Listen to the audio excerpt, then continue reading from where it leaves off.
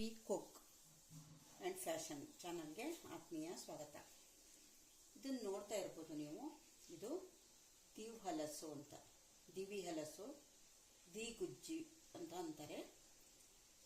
ಇದರದ್ದು ಹಲವಾರು ರೀತಿಯ ಅಡುಗೆಯನ್ನು ಮಾಡ್ಬೋದು. ರುಚಿಕರವಾದ ತಿಂಡಿಯನ್ನು ಸಹ ಮಾಡಬಹುದು, ಏನು ಬೇಕಾದರೂ ಮಾಡ್ಬೋದು. ಇದರಲ್ಲಿ ಹಪ್ಪಳ ಮಾಡ್ತೀವಿ, ಸಾಂಬಾರು ಮಾಡ್ತೀವಿ, ಬೋಂಡ, ಪೋಡಿ, ಹಾಗೆಯೇ ಸಂಡಿಗೆ ಮಾಡಲಿಕ್ಕೂ ತುಂಬ ಚೆನ್ನಾಗಿ ಬರುತ್ತೆ. ಕಾಯಿ ರಸ, ಗೊಜ್ಜು, ಚಟ್ನಿ, ಈ ಥರ ಹಲವಾರು ರೀತಿಯ ಒಂದು ತಿಂಡಿಯನ್ನು ಮಾಡ್ತಾ ಹೋಗ್ಬೋದು. ಇದರಲ್ಲಿ ನಾನೀಗ ನಿಮಗೆ ಸಾಂಬಾರು ಮಾಡೋದು ಹೇಗೆ ಅನ್ನೋದು ಹೇಳಿಕೊಡ್ತೀನಿ. ಮೊದಲನೇದಾಗಿ ಸಾಂಬಾರು, ಆಮೇಲೆ ಏನೇನು ಬರುತ್ತೆ ಇದರಲ್ಲಿ ಅಷ್ಟೂ ರೀತಿಯ ಅಡುಗೆನೂ ಸಹ ನಾನು ಮಾಡೋದನ್ನು ಹೇಳಿಕೊಡ್ತೀನಿ. ಕೆಲವರು ಮನೆಯಲ್ಲಿ ಇದು ನೋಡಿರ್ಬೋದು, ಸುಮ್ಮನೆ ಕೊಳೆತು ಬಿದ್ದೋಗುತ್ತೆ. ಅಯ್ಯೋ, ಸುಮ್ಮನೆ ಏನೇನು ಮಾಡೋದು ಅಂತ ಗೊತ್ತಿಲ್ಲ, ಅದು ನಮಗೆ ಏನು ಮಾಡೋದು ಗೊತ್ತಿಲ್ಲ ಅಂತ. ಅದಕ್ಕೋಸ್ಕರ ನಾನಿವತ್ತು ಎಲ್ಲ ರೀತಿಯ, ಇದರಲ್ಲಿ ಒಂದು ವೇಸ್ಟ್ ಮಾಡೋದು ಬೇಡ. ನೀವು ಎಷ್ಟಿದ್ರೂ ಸಹ ಅದರಲ್ಲಿ ಅಡುಗೆ ಮಾಡ್ಬೋದು. ಅದನ್ನೆಲ್ಲ ರೀತಿಯ ಅಡುಗೆಯನ್ನು ಸಹ ನಾನು ನಿಮ್ಗೆ ಇದರಲ್ಲಿ ಮಾಡೋದನ್ನು ಹೇಳಿಕೊಡ್ತೀನಿ. ಅದಕ್ಕೆ ನೀವೇನು ಮಾಡಬೇಕು, ಎಲ್ಲ ರೀತಿಯ ಅಡುಗೆಯನ್ನು ಕಲಿಬೇಕು ಅಂದರೆ ನನ್ನ ಯೂಟ್ಯೂಬ್ ಚಾನಲ್ಗೆ ಸಬ್ಸ್ಕ್ರೈಬರ್ ಆಗಬೇಕು. ಯಾಕೆಂದರೆ ನಾನು ಹಾಕಿದ ತಕ್ಷಣ ನಿಮಗೆ ನೋಟಿಫಿಕೇಷನ್ ಬರುತ್ತೆ, ನೋಡಲಿಕ್ಕೆ ಅನುಕೂಲ ಆಗುತ್ತೆ. ಮತ್ತು ಇದರಲ್ಲಿ ಹೊಸ ರುಚಿ ಸಹ ಬರುತ್ತೆ. ಸಾಕಷ್ಟು ಯಾರೂ ಮಾಡದೇ ಇರುವಂಥ ಹೊಸ ರೀತಿಯ ತಿಂಡಿಗಳನ್ನು ಸಹ ಇದರಲ್ಲಿ ಮಾಡಲಿಕ್ಕೆ ಬರುತ್ತೆ. ಅದನ್ನೆಲ್ಲವನ್ನೂ ಸಹ ನಾನು ನಿಮಗೆ ಹೇಳಿಕೊಡ್ತೀನಿ. ಹಾಗಾಗಿ ನೀವು ಸಬ್ಸ್ಕ್ರೈಬರ್ ಆದರೆ ನನ್ನ ಯೂಟ್ಯೂಬ್ ಚಾನಲ್ಗೆ ಹಾಕಿದ ತಕ್ಷಣ ನೋಟಿಫಿಕೇಷನ್ ಹೇಳಿದಾಗೆ ನೋಟಿಫಿಕೇಷನ್ ಬಂದ ತಕ್ಷಣವೇ ನಿಮಗೆ ನೋಡಲಿಕ್ಕೆ ಅನುಕೂಲ ಆಗುತ್ತೆ. ನೋಡಿ, ಮೊದಲನೇದಾಗಿ ಇವತ್ತು ದಿವಸ ನಾನು ಸಾಂಬಾರು ಮಾಡೋದು ಹೇಗೆ ಅನ್ನೋದನ್ನು ನಾನು ಹೇಳಿಕೊಡ್ತೀನಿ. ಇದು ದಿವಿ ಹಲಸು ಅಂತ ನೋಡಿರ್ಬೋದು, ಎಲ್ಲ ಕಡೆ ಇರುತ್ತೆ, ಅಂಗಡಿಯಲ್ಲೂ ಸಹ ಸಿಗುತ್ತೆ. ಪೇಟೆಯಲ್ಲಿ, ಹಳ್ಳಿ, ಪೇಟೆ ಎಲ್ಲ ಕಡೆನೂ ಸಿಗುತ್ತೆ. ಇದು ತುಂಬ ರುಚಿಯಾದ ಒಂದು ಹಲಸು. ಇದನ್ನು ಮೊದಲನೇದಾಗಿ ಹೆಚ್ಚೋದು, ಆಮೇಲೆ ಸಾಂಬಾರು ಮಾಡೋದು ತೋರಿಸ್ತೀನಿ. ನಂತರ ಇದನ್ನು ಬೋಂಡ ಮಾಡೋದು ಹೇಗೆ ಅನ್ನೋದನ್ನು ನಾನು ನಿಮಗೆ ಹೇಳಿಕೊಡ್ತೀನಿ. ಬನ್ನಿ, ಸಾಂಬಾರು ಮಾಡೋದು ಹೇಗೆ ಅನ್ನೋದನ್ನು ನೋಡ್ಕೊಂಬರೋಣ. ಈಗ ನಾವು ಇದರಲ್ಲಿ ಬೋಂಡ, ಬಿಸಿ ಬಿಸಿಯಾದ ಗರಿಯಾದ ಬೋಂಡ ಮಾಡೋದು ಹೇಗೆ ಅನ್ನೋದನ್ನು ನಾನು ನಿಮಗೆ ತೋರಿಸ್ತೀನಿ, ಕಲಿಸಿಕೊಡ್ತೀನಿ. ಕಲಿತ್ಕೊಂಡು ನೀವು ಮಾಡ್ಬೋದು. ಬನ್ನಿ ನೋಡ್ಕೊಂಬರೋಣ. ಇದು ನೋಡಿ, ದಿವಿ ಹಲಸಿನಕಾಯಿನ ಈ ಥರ ಹೆಚ್ಚಿಟ್ಕೊಂಡಿದ್ದೀನಿ. ಇಷ್ಟಿಷ್ಟು ಸಣ್ಣ ಬರಬೇಕು, ಏಕೆಂದರೆ ಎಣ್ಣೆಯಲ್ಲಿ ಹಾಕಿದ ತಕ್ಷಣ ಅದು ಬೇಯಬೇಕು. ದಪ್ಪ ಇದ್ದರೆ ಸ್ವಲ್ಪ ತಡ ಆಗುತ್ತೆ, ಮೇಲ್ಗಡೆ ಕಪ್ಪಾಗಿಬಿಡತ್ತೆ. ಅದಕ್ಕೋಸ್ಕರ ನಾವು ಇದನ್ನು ಇಷ್ಟಿಷ್ಟು ತೆಳುವಾಗಿ ಹೆಚ್ಚಿಟ್ಕೊಂಡ್ರೆ ತುಂಬ ಚೆನ್ನಾಗಿ ಬೋಂಡ ಆಗುತ್ತೆ. ಈ ಬೋಂಡವನ್ನು ಯಾವ ಥರ ಮಾಡಬೇಕು ಅನ್ನೋದನ್ನು ನಾನೀಗ ನಿಮಗೆ ತೋರಿಸಿಕೊಡ್ತೀನಿ. ಇದಿಷ್ಟದ್ದು ನಾನೀಗ ಈ ಹಲಸಿನಕಾಯಿದು ಬೋಂಡ ಮಾಡ್ತೀನಿ, ನೋಡೋಣ.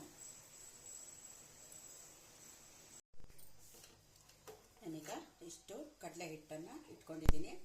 ಇದ್ರ ಜೊತೆಗೆ ಸ್ವಲ್ಪ ಒಂದು 2 ಸ್ಪೂನು ಅಕ್ಕಿ ಹಿಟ್ಟನ್ನು ಮಿಕ್ಸ್ ಮಾಡ್ಬೋದು.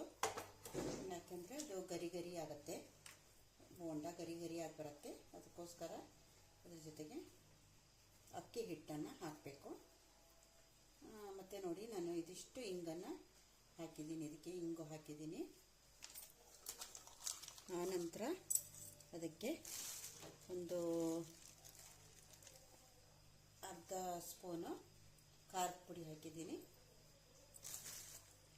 ನಂತರ ಉಪ್ಪು, ಇದು ಪುಡಿ ಉಪ್ಪು ಒಂದು ಇದರಲ್ಲಿ ಅರ್ಧ ಚಮಚ ಹಾಕಿದ್ದೀನಿ. ನಂತರ ಅದಕ್ಕೆ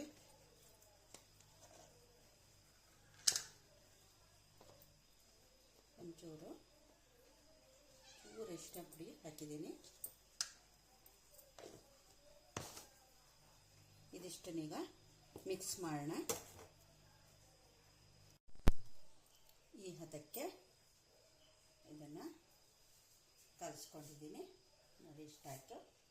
ಇದಕ್ಕೀಗ 4 ಜೀರಿಗೆಯನ್ನು ಹಾಕೋಣ. ಮೇಲಿಂದ ಜೀರಿಗೆ ಒಂದು 1/4 ಚಮಚ ಇಷ್ಟು ಹಾಕಿ ಚೆನ್ನಾಗಿ ಕಲಿಸ್ಕೊಳ್ಳೋಣ ಮತ್ತೊಂದು ಸಾರಿ. ಈಗ ಒಲೆ ಮೇಲೆ ಬಾಣಲೆ ಇಟ್ಕೊಂಬಿಡೋಣ, ಯಾಕೆಂದರೆ ಎಣ್ಣೆ ಕಾಯ್ತಾ ಇರತ್ತೆ.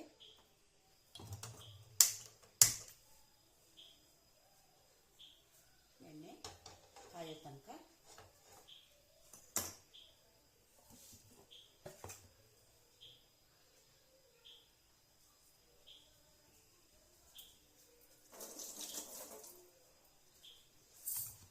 ಇದನ್ನು ಜೀರಿಗೆ ಹಾಕಿದ್ದೀನಿ ಮೇಲ್ಗಡೆಯಿಂದ. ಇನ್ನೊಂದು ಸರಿ ಚೆನ್ನಾಗಿ ಈ ಥರ ಕಲಿಸ್ಕೊಂಬಿಡೋಣ. ನೋಡಿ, ಈ ಹದಕ್ಕೆ ಇರಲಿ, ಯಾಕೆಂದರೆ ಅದು ಹಚ್ಚಿ ಬಿಡಬೇಕು. ಹಾಗಾಗಿ ಈ ಥರ ಇರಲಿ, ಈ ಹದಕ್ಕೆ ಕಲಿಸ್ಕೊಂಡ್ರೆ ಸರಿ. ಇದನ್ನು ಇಲ್ಲಿ ಇಟ್ಕೊಳ್ಳೋಣ, ಹೀಗಿರಲಿ.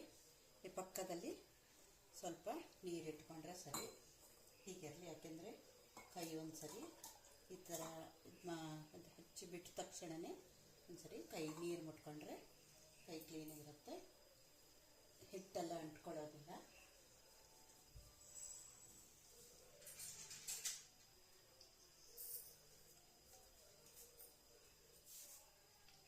ಎಣ್ಣೆ ಕಾದ ತಕ್ಷಣವೇ ಈಗ ಈ ಹಿಟ್ಟಿಗೆ ಇದನ್ನು ಅದ್ದಿ ಬಿಟ್ಟರೆ ಸರಿ.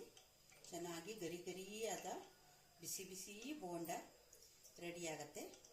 ತಿನ್ನೋಕ್ಕೆ ತುಂಬ ಚೆನ್ನಾಗಿರುತ್ತೆ, ತುಂಬ ರುಚಿಯಾಗಿರುತ್ತೆ. ಯಾರು ಬಂದರೂ ತಕ್ಷಣ ಇದನ್ನು ಮಾಡಿಕೊಡ್ಬೋದು.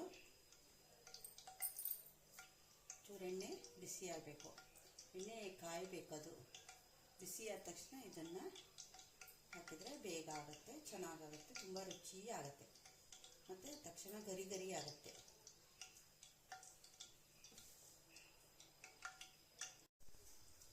ಇದನ್ನು ಈ ಥರ ಎರಡೂ ಮೈಗೂ ಅದ್ದಿ ಈ ಥರ ಬಿಟ್ಟರೆ ಸರಿ.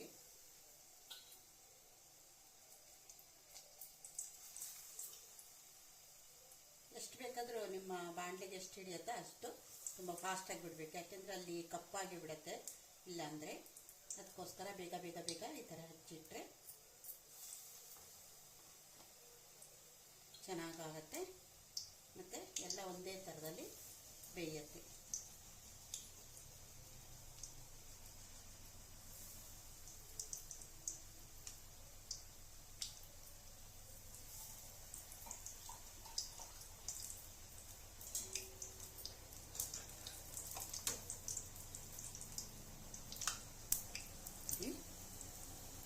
ಇಲ್ಲಿ ಈ ಥರ ಇದನ್ನು ಎಲ್ಲವನ್ನು ಒಂದ್ಸರಿ ಮಚ್ಚಿ ಹಾಕಬೇಕು. ಈ ಥರ ಮಚ್ಚಿ ಹಾಕೋಣ.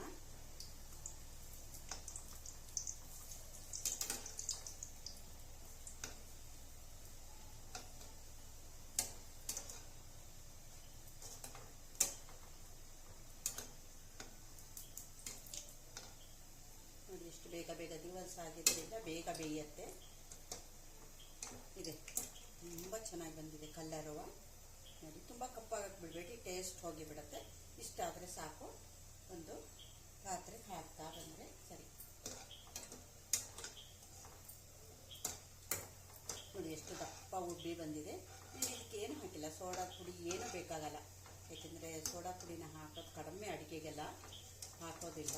ಎಲ್ಲರೂ ಇದೆ ಸೋಡಾ ಪುಡಿ, ಅಕ್ಕಿ ಹಿಟ್ಟು ಹಾಕ್ತೀನಿ ಅಷ್ಟೇ, ಸೋಡಾ ಪುಡಿ ಹಾಕೋದಿಲ್ಲ. ನೋಡಿರ್ಬೋದು, ಇದೆ ತುಂಬ ಚೆನ್ನಾಗಿ ಇಷ್ಟು ದಪ್ಪ ಉಬ್ಬಿ ಬಂದಿದೆ. ಇದೆ, ತುಂಬ ಚೆನ್ನಾಗಿದೆ. ಇದನ್ನು ಈ ಥರ ಹಾಕಿಟ್ರೆ ಸರಿ. ನೋಡಿದ್ರಲ್ವಾ, ತಿನ್ನೋಣ ಅನಿಸ್ತು. ವಾವ್, ಗರಿ ಗರಿ ದಿವಲ್ಸಿನಕಾಯಿ ಬೋಂಡ ರೆಡಿ ಆಯಿತು.